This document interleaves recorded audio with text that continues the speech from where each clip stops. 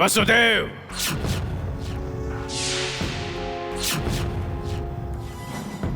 આ છંદક છે. છંદક? હા, છંદક. અચૂક હથિયાર, શબ્દ ભેદી મૃત્યુ. જોવા માંગો છો તો જુઓ તમારી આંખોથી. સૈનિક,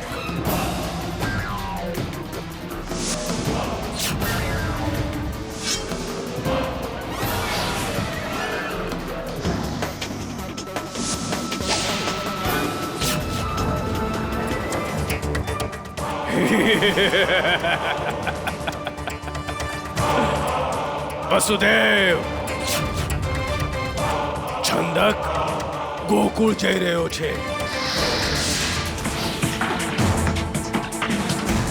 જરા વિચાર કરો વસુદેવ.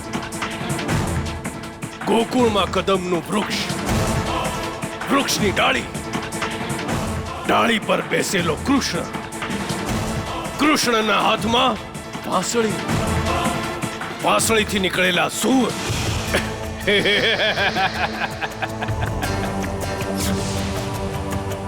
અને જેવા એ વાંસળીમાંથી સૂર નીકળશે, અમારો આ છંદક કૃષ્ણના શરીરમાં એટલા છિદ્ર કરી નાખશે જેટલા છિદ્ર એની વાંસળીમાં છે. કંસ, તું સૂર્યને ફૂંક મારીને ઓલાવવાનો વ્યર્થ પ્રયત્ન કરે છે. કૃષ્ણની વાંસળીમાંથી નીકળેલા સપ્તસુરના સંગીતને કોઈ પણ વ્યક્તિ પોતાના હથિયારથી કાપી ન શકે. આ છંદકને ગોકુળ નહીં મોકલો. આ વ્યર્થ મૃત્યુ પામશે.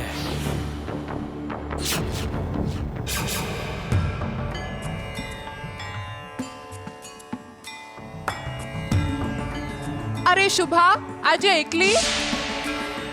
તારી નાની બેન રમા નથી આવી? એ રસોઈમાં માતાની સહાયતા કરે છે. થોભી જા શુભા, થોભી જા.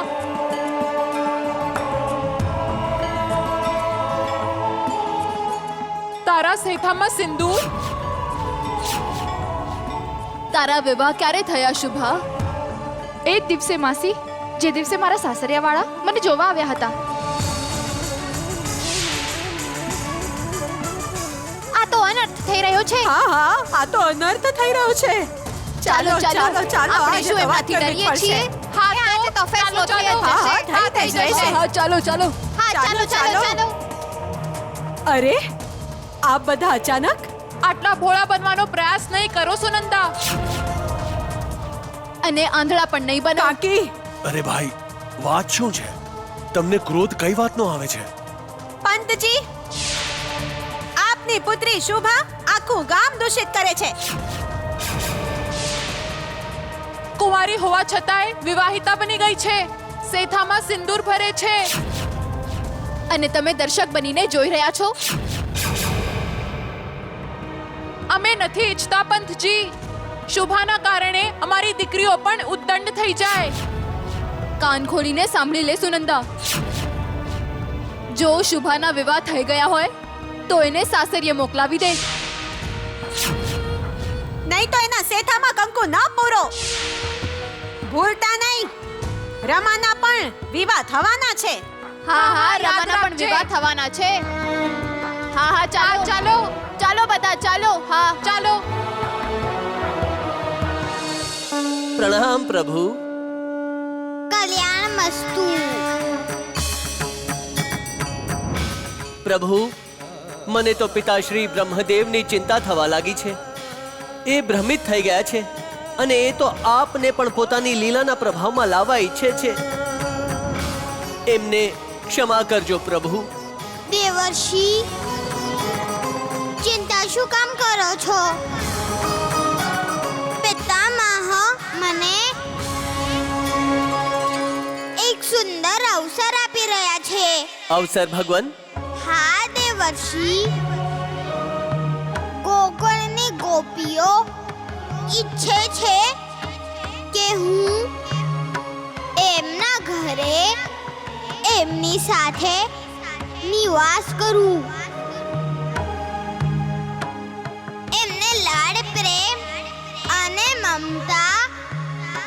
વસાવવાનો અવસર પ્રદાન કરું.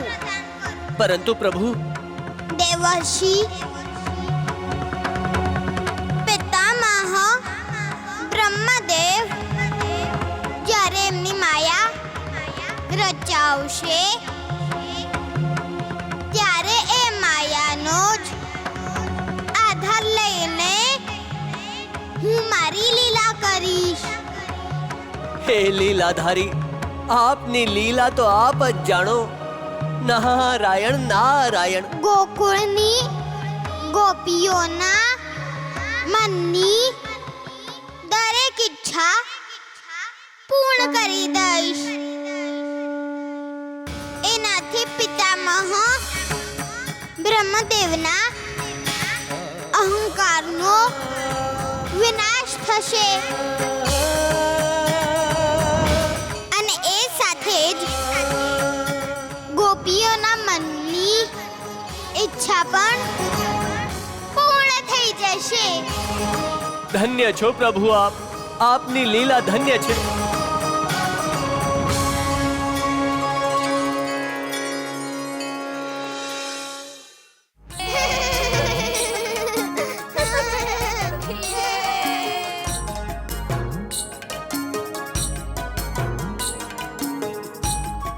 અરે જુઓ તો આ કાન્હો હવે કઈ નવી લીલા કરી રહ્યો છે. હા, આંખો બંધ કરીને ચાલે છે. નંદરાયજી અને નંદરાણીજીને જઈને કહેવું પડશે કે એમનો કાન્હો હવે કઈ નવી લીલા કરી રહ્યો છે.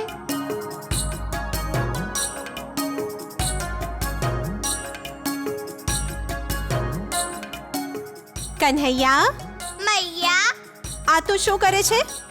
હું અંધકની જેમ ચાલી રહ્યો હતો. અરે, જો તું પડી ગયો હોત તો? મૈયા, જે જોઈ નથી શકતા શું એ પડી જાય છે? એમની સહાયતા તો ભગવાન કરે છે. તો મૈયા, મારી સહાયતા પણ ભગવાન કરી રહ્યા છે. મૈયા, મને તો ભગવાન દેખાઈ નથી રહ્યા. એટલા માટે કાન્હા, કેમ કે તે તારી આંખો બંધ કરી છે. એમ તને ભગવાન કઈ રીતે દેખાશે? હા કૃષ્ણ, આંખો ખોલ.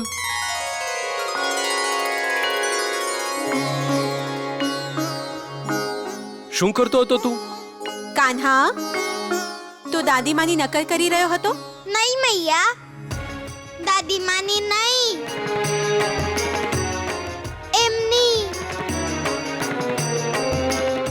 એમની નકલ કરી રહ્યો હતો.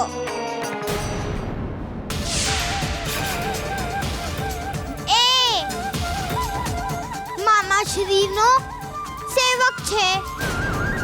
કાન્હા, તું કોની વાત કરે છે? એમને નહીં મૈયા, આમની.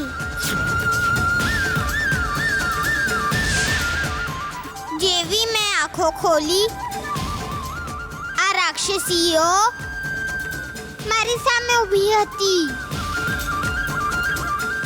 શું તે અમને રાક્ષસે કહ્યું? સાચું કહ્યું મેં. ઉભો રે, હમણાં દેખાડું છું.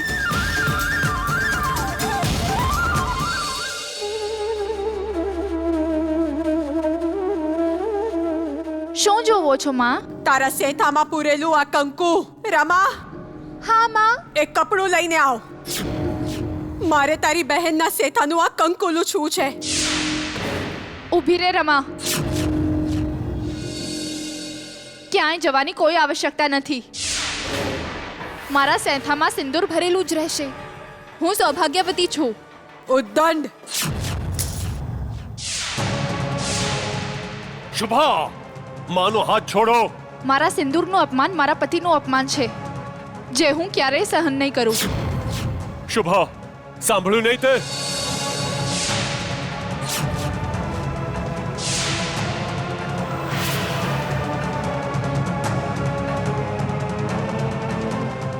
બહેન, તમે માનું અપમાન કર્યું છે. હા બહેન.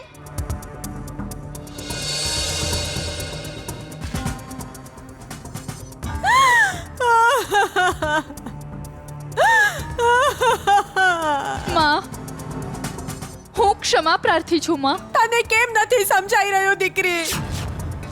ગામની સ્ત્રીઓ શું શું કહીને ગઈ, સાંભળ્યું નહીં? શોભા, તું આ ગાંડ પણ છોડી દે દીકરી. સૌભાગ્યવતી હોવું જો ગાંડાપણું છે માં, તો હું ગાંડી છું. અરે આપાને સમજાવો ને, આ સમજતી કેમ નથી? આવું કરશે તો આની નાની બહેનના વિવાહ નહીં થાય.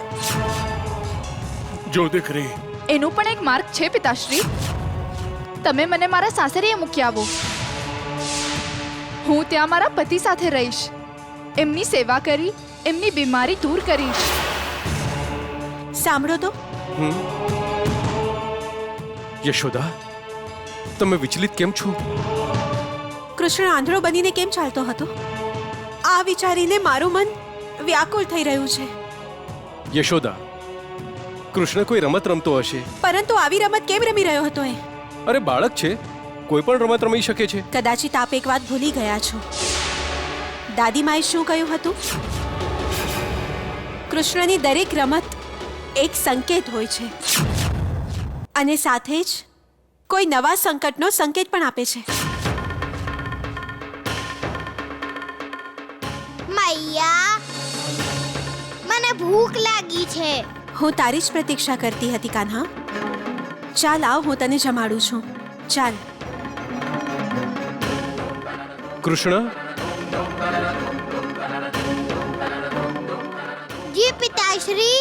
તું અંધક બનીને કઈ રમત રમી રહ્યો હતો? હું નથી રમી રહ્યો, એ રમી રહ્યા છે.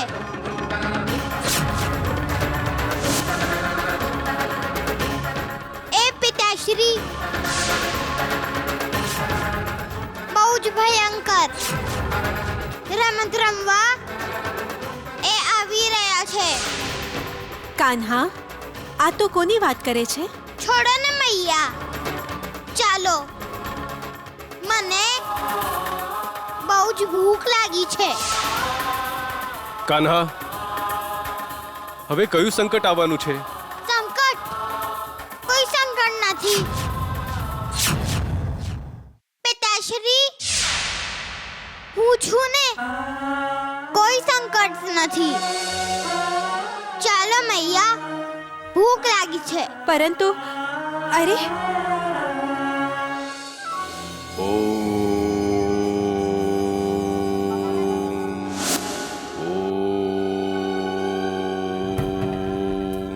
લાગે છે આ આચાર્ય ગર્ગનો સ્વર છે. એ નિકટ જ છે.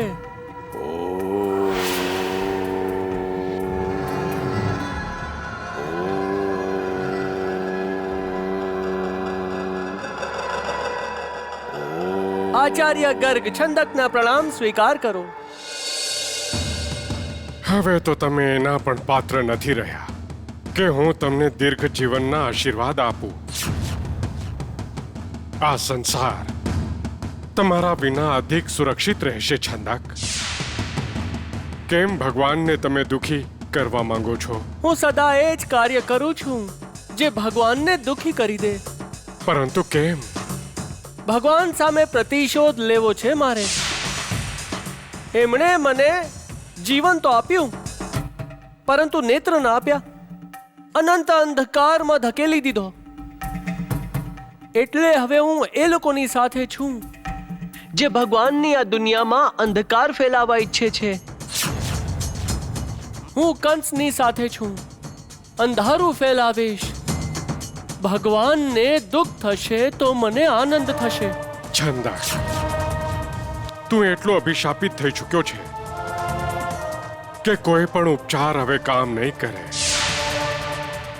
જાઓ, સંભવ છે કૃષ્ણ દર્શન થયા પછી તારા મનની આંખો ખુલી જાય. આપના આશીર્વાદ સફળ નહીં થાય આચાર્ય. હું તો આંધળો છું, તો કૃષ્ણના દર્શન કઈ રીતે થશે? જો કૃષ્ણ ઈચ્છશે તો તું આ આંધળી આંખોથી પણ એમને જોઈ શકીશ. જા.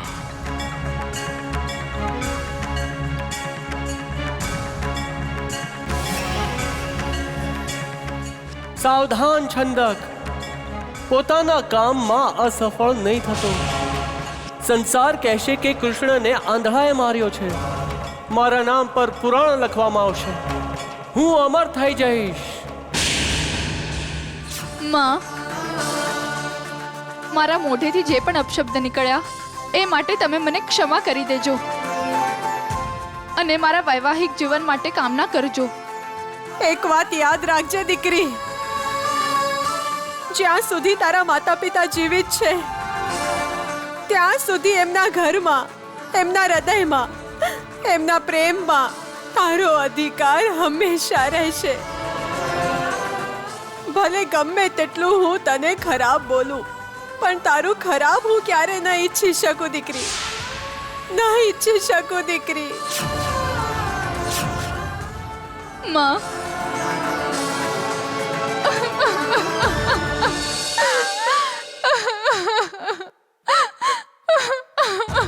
જા દીકરી જા, ભગવાનના આશીર્વાદ તારી સાથે છે. ચાલ દીકરી.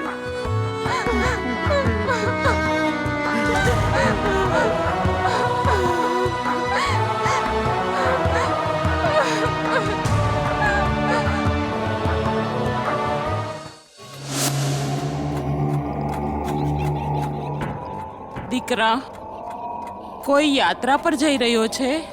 માં, જેટલા પણ તીર્થ અને આશ્રમ છે ત્યાં જવાનું પુણ્ય ફળ મર્યા પછી મળે છે, બીજા જન્મમાં. કિંતુ જે યાત્રા પર હું જાઉં છું એનું પુણ્ય ફળ તરત જ મળી જશે મને. હું જીવતે જીવત જ સ્વર્ગ પામીશ. માં, કાલે કંસને મળ્યો હતો ને? આજે યાત્રા પર નીકળી રહ્યો છે. ક્યાંક તું ગોકુળ તો નથી જઈ રહ્યો? હું કંસનો સ્વભાવ જાણું છું. એ લોકોને યમરાજનો દૂત બનાવીને ત્યાં મોકલે છે અને જે પણ જાય છે એ પાછા ક્યારેય નથી આવતા. માં, તમે ભયભીત કેમ થાવ છો? બસ મને આશીર્વાદ આપો. જો તું કંસના કામથી ગોકુળ જઈ રહ્યો છે તો એક માના આશીર્વાદ તારી રક્ષા નહીં કરી શકે. દેવતા તને અભિશાપ આપશે. કોણ ચિંતા કરે છે દેવતાઓની? તમે સંપૂર્ણ જીવન દેવતાઓની પૂજા કરી. શું મળ્યું તમને? મનુષ્યને આગળ વધવા માટે કર્મ અને ધર્મનો વિચાર કર્યા વગર આગળ વધવું જોઈએ. અને સૌથી મોટો ધર્મ છે સફળતા.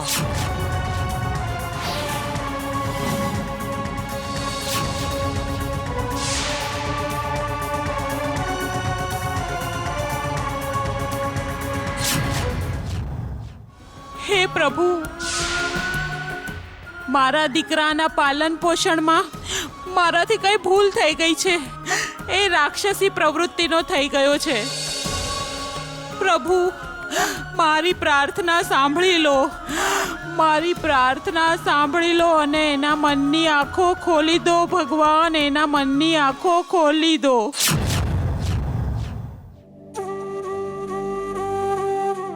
પ્રણામ પ્રભુ.